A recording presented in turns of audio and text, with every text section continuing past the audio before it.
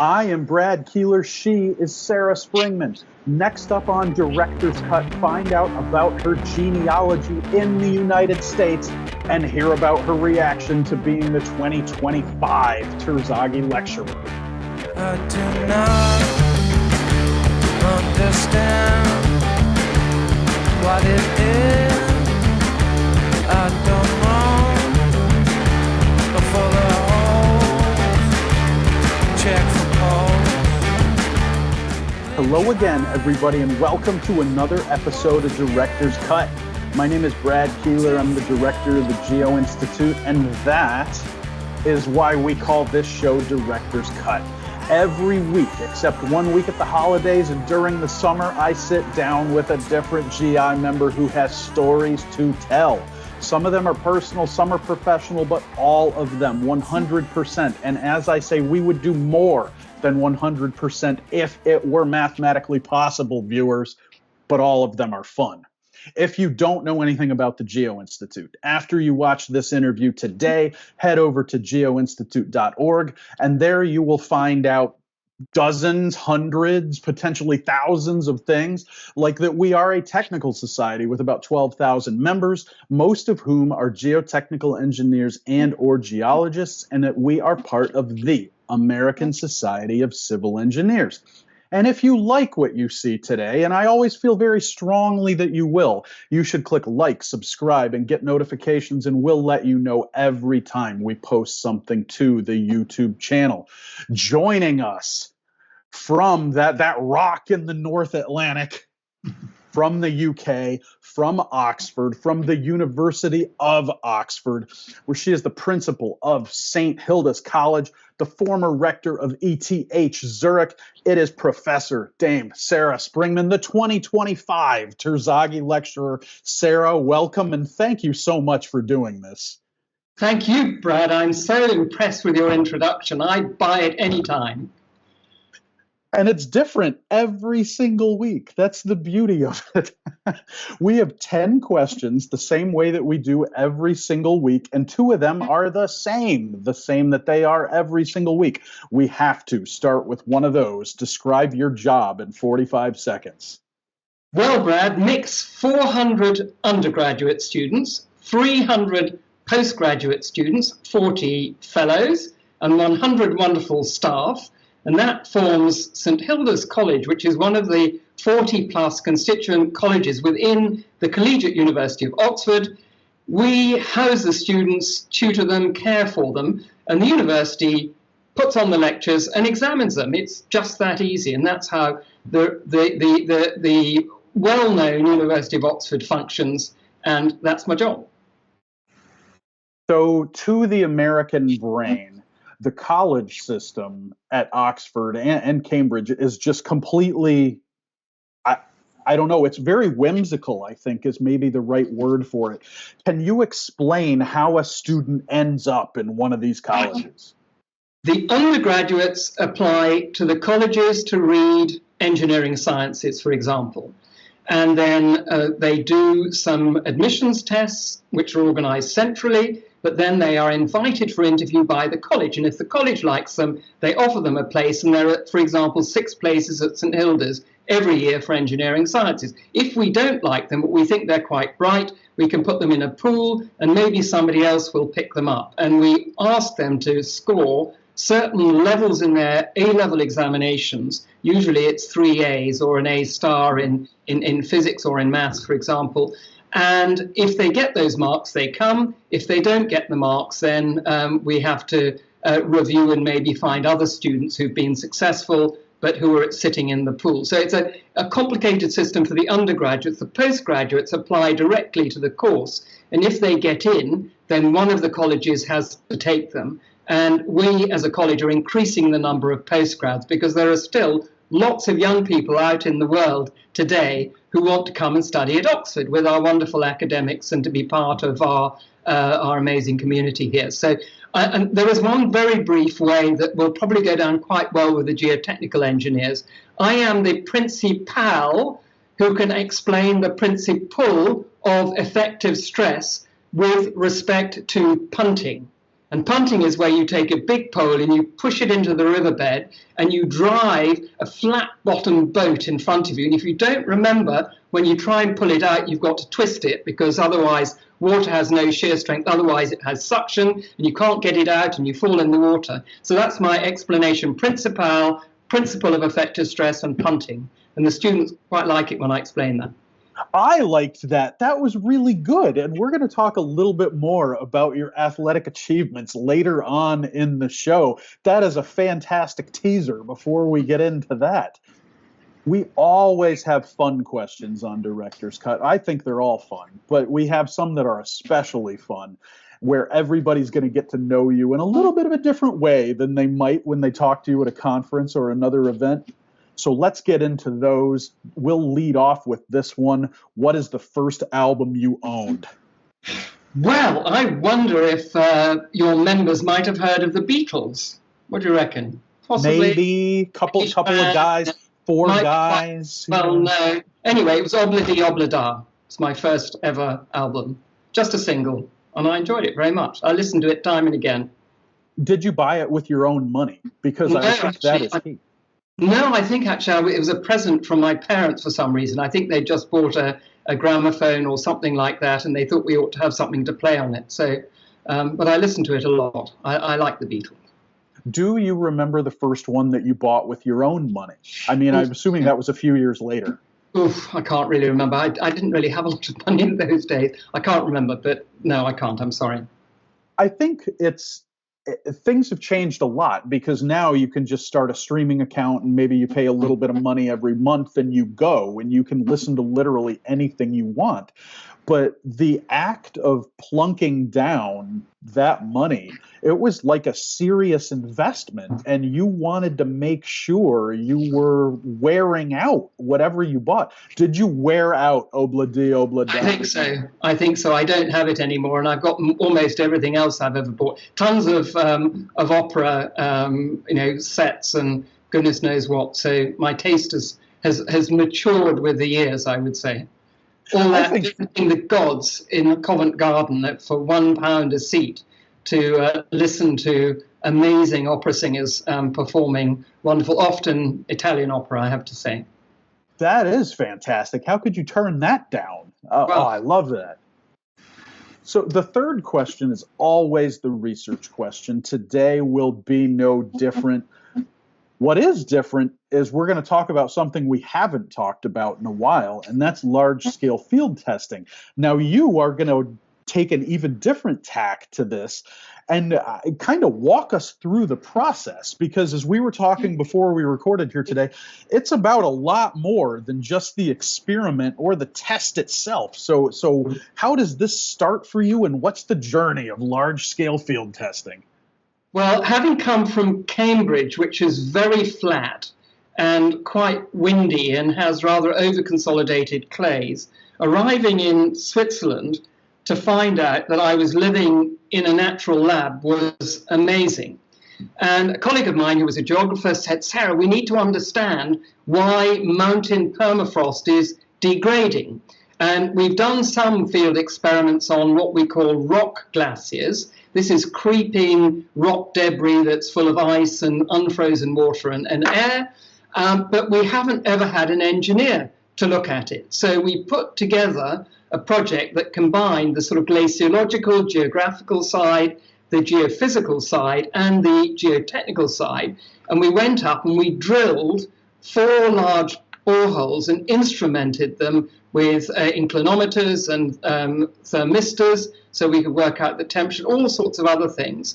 And we measured the movement with time, and we tried to understand why a rock glacier was moving as fast as it was, and whether it was degrading. And then we did it to a number of other rock glaciers as well. We took samples out. We did incredibly careful, undisturbed testing on the frozen cores. And we learned an enormous amount about the response of the ice rock debris matrix to loading and unloading and so on. So absolutely fascinating. So that was one of the, and we also worked subsequently on a number of other rock glaciers and measured the most incredible creep at the front of the rock glacier, about 5 meters a year, driven seasonally by what happened with the melting snow that sat on the top of the rock glacier during the winter season. So absolutely fascinating. I realize not so interesting for probably 49 of the American states, but maybe of interest to one. But then from there, we realized that understanding the properties of alpine moraine was of really major interest to many people in Switzerland. So we put together a project that had us sampling these alpine moraines and then raining on them using water from a glacial lake to find out what happened in terms of infiltration of the water, increase in saturation, reduction in suction, and then the potential for a superficial failure. And the fascinating thing was, on a 31-degree slope, we could rain on it like it was a 1 in 1,000-year storm, nothing happened. But on a 42-degree slope, after a few hours, we had a very clear superficial failure, and we were able to back analyze and work out what the parameters were, what the failure mechanism was, and how you would advise those working with structures in this moraine and how they should react as a function of the effect of rainfall. It was really very interesting. And that then spread into other sites in the north of Switzerland, an area which had had 40-something landslides after 40 minutes of rainfall. And we instrumented 2 sites up there, generated our own landslide, and I'll talk about that in the lecture. And then we went down to a scree slope back in the valley to try and understand, again, the mobilization of failure in scree slope. So lots of interesting things where there were phenomena that were unclear, and to try and unpick and understand with a combination of multidisciplinary sort of subject areas, to be able to then make recommendations for example, the communities living below that scree slope, who were worried about debris flows flowing down into the dams that were supposed to restrain them, so that they didn't have suddenly a huge debris flow and ending up in their kitchen and all the rest. So there's impact for the local people as well, and the hazard mapping and so on. So I think I've got 2 follow-up questions. The first one goes all the way back to the beginning of that answer. And you said that the team told you that you were the first engineer that they had in to look at this problem. Mm. Do you think that was happenstance, or did they know what they wanted you to look at and what part of the problem they wanted you to analyze?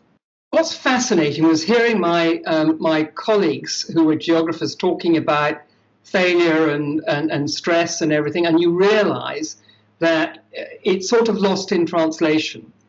So having somebody who can understand that and who can try and quantify that, and who can try and say, if you have this shear strength parameter, and if you have this slope, and if you have water flowing here, there, and everywhere, you are then at risk of mobilizing 1 million cubic meters of debris that could flow down into the valley below. And they were not able to try and quantify that. They had ideas of what might happen. They were able to see what had happened in other places and to sort of try and back figure the sort of basic phenomena, but they couldn't really understand and quantify what might happen. For example, we know that if we load a specimen this way, or if we load a specimen this way, you'll get different failure states. And that has to be, and if you unload it that way or you unload it that way, likewise. So trying to put that into the thinking around what happens when a large mass of frozen rock debris mobilizes.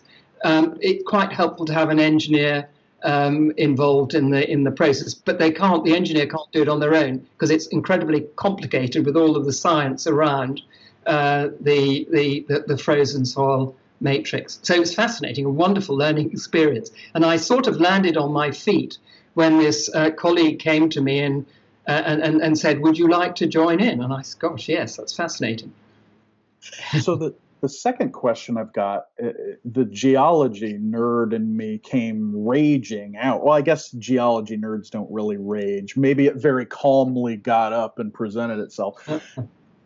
I was wondering about the weathering in these situations. You know, I live in a much more urban area. We have a lot of exposed bedrock here, but we don't have a lot of slides. We don't have a lot of events like that. But then you take a place that's pretty nearby, like Pittsburgh, and it's a completely different situation. How different was the weathering that you were seeing on these slopes in Switzerland compared to what you might see in a more urban, developed area?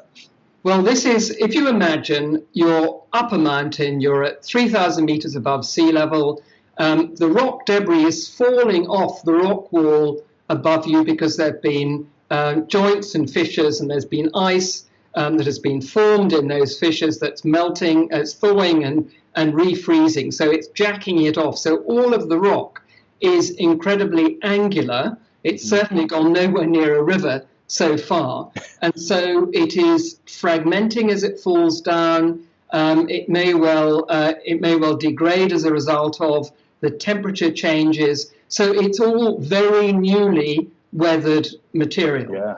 And you will find in a rock glacier fine silt size, which is again formed in part of this breakdown process of the weathering. But largely what you'll see are huge rocks sitting on top of the rock glacier that sort of takes the rocks down the slope as it creeps at 10 centimeters a year, 1 meter a year, 5 meters a year, or whatever. And then the rocks will topple over at the front end, and the rock glacier will pass over the top of them. And any fine-grained material will be washed down onto the top of the frozen the permafrost part, and then if it starts to melt, it might sort of work its way in to the body of the rock glacier. So there's a hugely, probably a fractal range, if you like, of granular material around in the system with some partial sorting. So, but it's very angular rock debris that you see up at 2,800, 3,000 meters above sea level. That was great. See, you were worried. We were only talking to a small percent, but we hit the rock mechanics people. We hit the more general engineering mechanics. We got a bunch of people with those answers. That was really good. We're going to talk a little bit about another project that you worked on here. And I was fascinated by it when I started to do my research before interviewing you, and that's the Manapouri Dam project in Fiji. What was the most challenging aspect of that project for you? Well, first of all, arriving there as the only woman on site who was actually working as an engineer, so that was a little bit of a challenge, but I managed that. That was fine once I'd settled in. I think I would have to say it was the combination of the rainfall, which was 5 meters a year, that meant that 3 o'clock in the afternoon every day it started to rain. Combine that with a halloysitic clay mineral, which was our core material. And if you think about a cylindrical form of this clay mineral that has water outside and water inside, the water content was 100%. Which means that the soil content and the water content were exactly the same. So the moment you started to lay your core in 15 centimeter or 6-inch layers and to try and break it down and compact it, suddenly all of this water would come out of the inside of the cylinder. It was incredibly difficult to track. So, and then when it was raining as well after 3 o'clock, you couldn't do that. So this dam had a very interesting construction process, and also you could not rely on any strength in the clay core. The clay core was simply there to be a water barrier, and so the shoulders of the dam had to be built at a much flatter slope to make sure that the dam remained stable. So all sorts of fascinating aspects of working in that environment, sort of in the jungle, 1,000 meters above sea level, on this site, that ultimately produced, once we'd finished, 92% of the electricity supply for the island of Viti Levu, and it's still nearly 50% today. So it was a huge example of how to switch off the diesel power stations way back in the early 80s. It was a fascinating experience as a very young engineer, as you could imagine. That is fantastic. And we will, of course, there are some pretty cool YouTube videos about this project. We'll put one of those down in the show notes below where you are watching this right now, viewers, so you can learn a little bit more about the project. We would be remiss if we did not get to this next question. Last week's director's cut was Alexandra Clara Saracho, who just spent many years at Cambridge. You've got a Cambridge background, Sarah, but you're now at Oxford. We have to ask, what's the best part of the Oxford-Cambridge rivalry? Well, I have to say the face-to-face challenges. So we quite like, the ranking things these days, that's all a bit dependent on how the rankings go. At the moment, Oxford seems to be leading on most fronts, I have to say. But in the days of being a student, it was the varsity matches when we played in any number of sports. So I played 11 times, and I have to say I am still very annoyed that we lost one of them.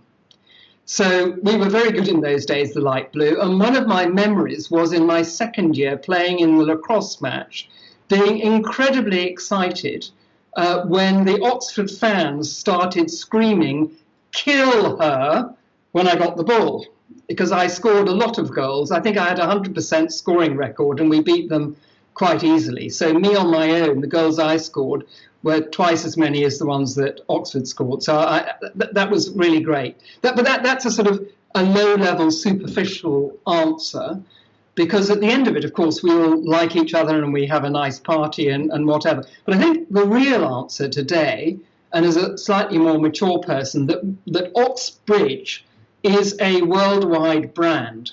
Yeah. And on whatever continent you are, wherever you meet someone, you will always find a joint acquaintance or a way of finding a connection with someone from Oxford or someone from Cambridge. And there'll always be something in common. The people who have gone through this incredible collegiate experience where we have been tutored or supervised by an astonishingly clever person in groups of one or two, and we have learned about critical thinking. We have had the most incredible privilege in our education to have been personally looked after, and I think that stays with you, and it helps you later on when you take on a role in paid work or voluntary work or whatever, and that's, for me, the most important thing. And the shared memory of all of those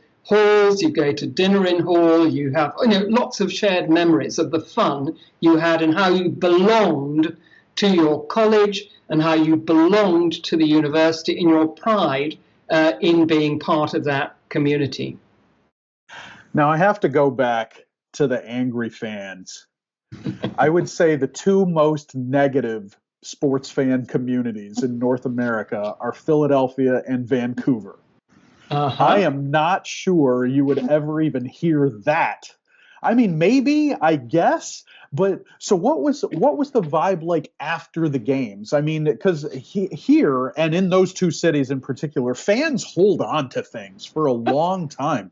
I think this is much more collegial, the Oxbridge relationship, even in sports, right? I don't really remember. I just remember the goalkeeper was somebody who I'd played against in sort of territorial matches, so I knew her quite well. And so I think, I don't know, she was very polite afterwards. Nobody came after me, so I think they just accepted it was just a game of lacrosse. And at the time and in the heat of the moment, they wanted somebody to take me out, because I was clearly dangerous. So, but I take that as a great compliment. And although I've won lots of other races and had very high-level performances, this is the one that amuses me to recall. That is fantastic. The other question that we ask everybody when they come on the show, and you're in a little bit of a different situation, so maybe we'll just take this in a different direction. I always ask, how did you first get involved with ASCE and GI? So you can answer that, or you can go like this and go someplace completely different about professional societies if you'd like. Well, I mean, I'm a member of the Institution of Civil Engineers. I'm a fellow of the Royal Academy of Engineering, and the same in Switzerland of the SRTV they call themselves. But actually, I have reviewed for ASCE journals. I've done that from time to time. I think any English-speaking person reviews many more papers than they actually get published. But I've also had some very nice papers published in ASCE journals. So I think that's my connection. I haven't become a member of the ASCE, but who knows? There's always time. And you're going to have so much fun in Louisville when you're there that you're not going to be able to resist. Maybe that's. I'm fascinated. I do want to follow up about the Royal Academy of Engineering. I mean, I used to ask this question a lot, and I haven't for a long time, so that's why you're the lucky recipient today. When you got that call, I mean, what is the first thing that went through your head? Did you go look at the names on the website? Did you look at the names at your induction? And it's kind of mind-blowing, isn't it? It is. It's completely mind. This was in 2009, and I absolutely had not expected. Don't forget, I was living in Switzerland at the time, so you're very much out of sight, out of mind, and I was really very astonished. But I think you realize that the community is so vibrant, and the breadth of competence across all of the different engineering streams in the UK comes together in this amazing group of experts, and it's just wonderful. We have something like well over 40 professional engineering institutions. And the thing that I absolutely love about it is the idea came from Prince Philip, now Duke of Edinburgh. So a lot of people remember Prince Philip and think he was a bit of a joker. This man was absolutely brilliant. And on two levels, and this is one of them, he was visionary. And he brought people together and said, you need to form an academy that brings together the best engineering minds. And this has happened now. We're celebrating our foundation that was in the 70s now. I mean, it's astonishing, 50 years. And it was his vision, and he helped us to do this. He was our senior fellow all the way through until he died. His daughter now, Princess Anne, the Princess Royal, has taken over, and she's a chip off the old block. She's wonderful as well.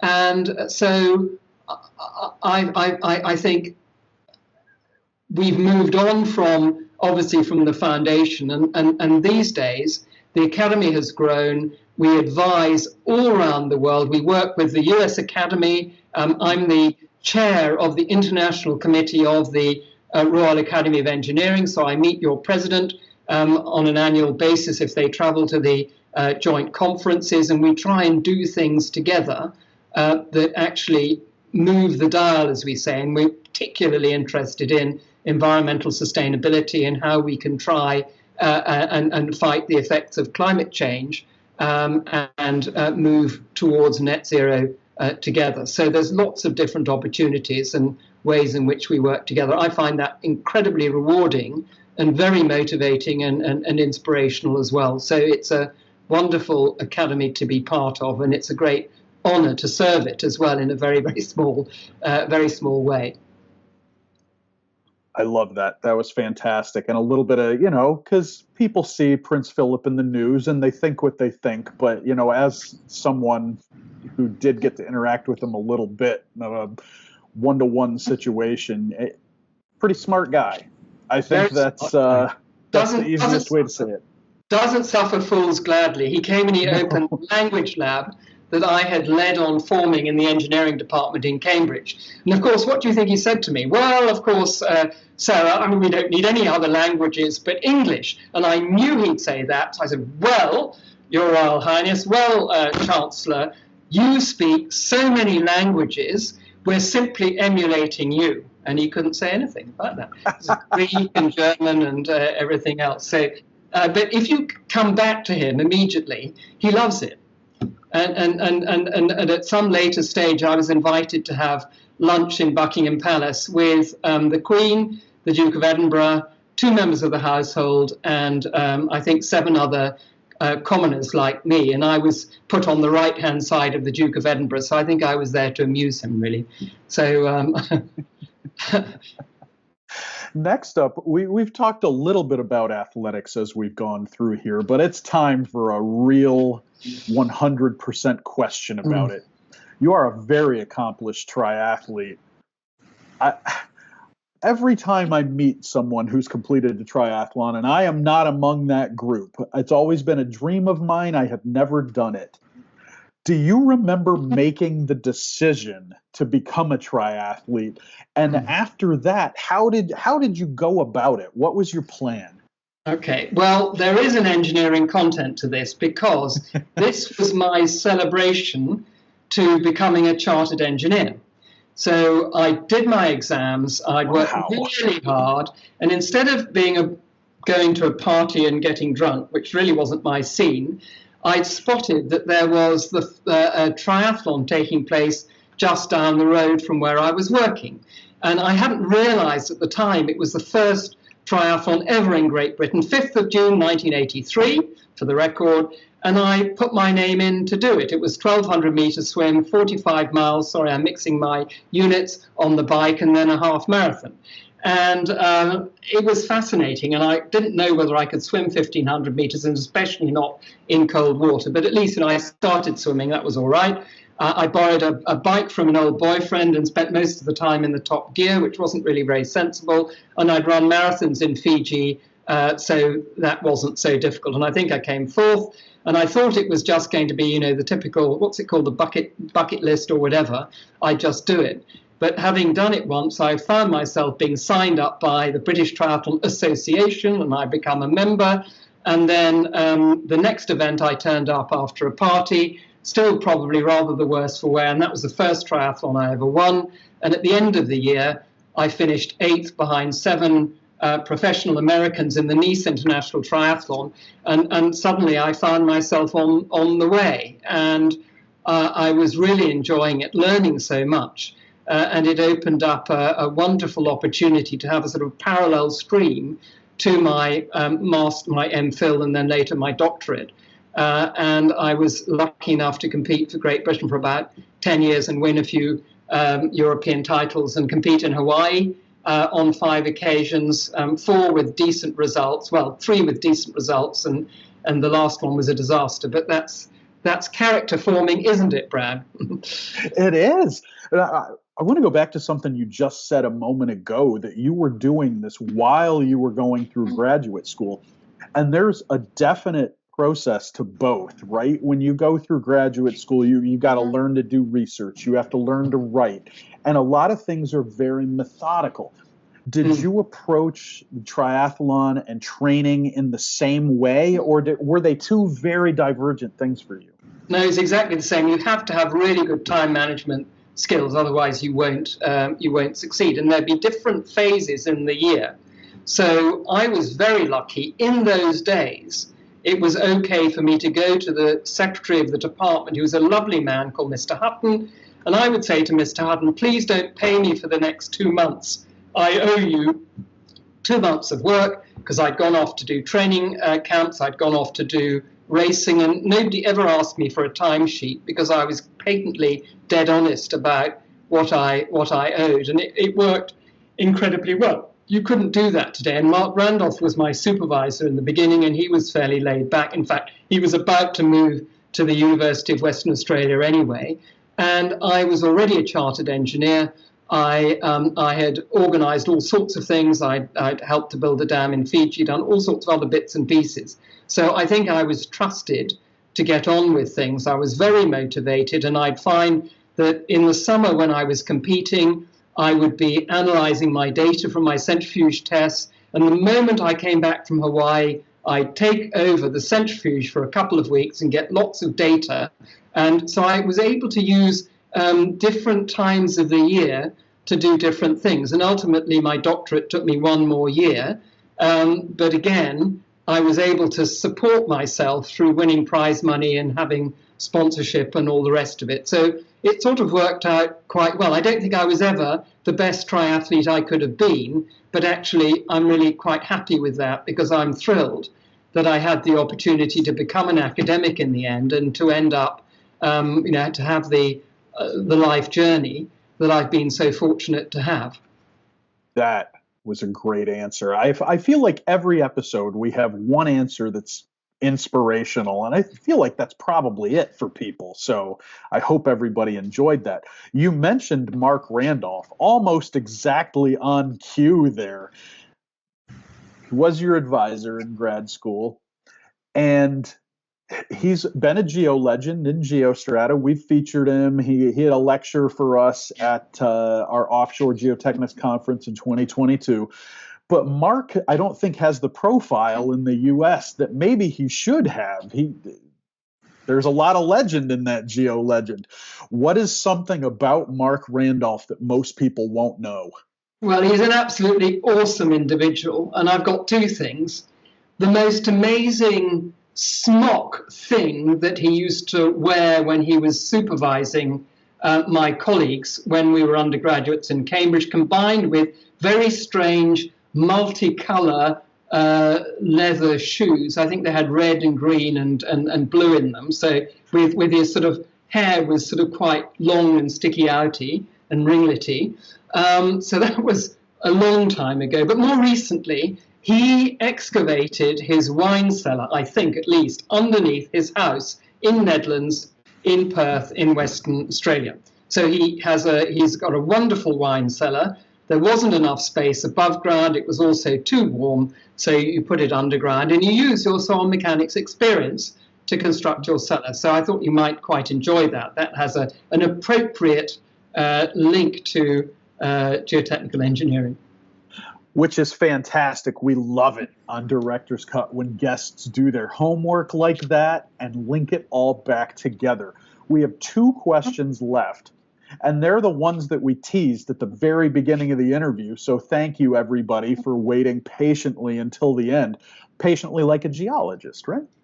So when I contacted you initially to set this up, you were traveling to the U.S., and so I thought, what better thing to do than put this question in here? And it turns out you've got a little bit to add to the end about your family history. What is your favorite aspect, Sarah, of traveling to the U.S.? Well, once I've got past the immigration queues, which are horrendous for visitors like us, I love coming. I love meeting alumni. I love going to the opera and the Met. I love racing. I love giving lectures. I love catching up with my friends. But what's been a sort of an interesting recent development has been to understand a bit the family around my great-grandmother, who was American. And she descended from the Eyre family, as in Jane Eyre. And they came from Derbyshire, apparently, emigrated in about 1727, and the son of the immigrant became Colonel John Eyre, who was born in 1738, and he commanded the Philadelphia Artillery during the American War of Independence. And then through the female line, that came down to my great-grandmother. But what's interesting, he was also known as Jehu Eyre, and he and his brother both married sisters, and their father-in-law built boats, and they supplied the fledgling U.S. Navy with ships. So they are, among others, known as founders of the American Navy. So I thought that was interesting. And Jehu Eyre was also supposed to be one of the men who led the boats when Washington crossed the Delaware on the night of Christmas Day and Boxing Day in 1776. So that's going a long time ago. And so absolutely, to me, fascinating. My German family, Springman, came to the UK, and there are lots of Springmans in the States as well. It's a very common name there. They came to the UK in 1842, and the first generation born there was my great-grandfather Paul, who married who married Eleanor Mason, and who was my great-grandmother. So all of these things are quite interesting, and I've heard stories of great-grandfather jumping the flows, I think in the Missouri River, the ice flows in the Missouri River. So I must do a bit more homework on that, so that when I come over, I can sort of maybe do a bit more homework. But this is all fascinating to me, and I haven't really got to the bottom of the American side of the family. So that's it, really. The great thing about that is that if there's one country on earth that's obsessed with genealogy and family ancestry, it is the United States of America. There's probably somebody out there who can help you find this information. Well, do you have a Springman in your 12,000 members, perhaps? We're going to have to find that out.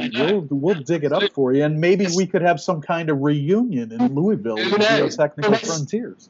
There's Springman Records. I've come across that as well. That must be some link somewhere, but not anything I would really have much in common with, I don't think.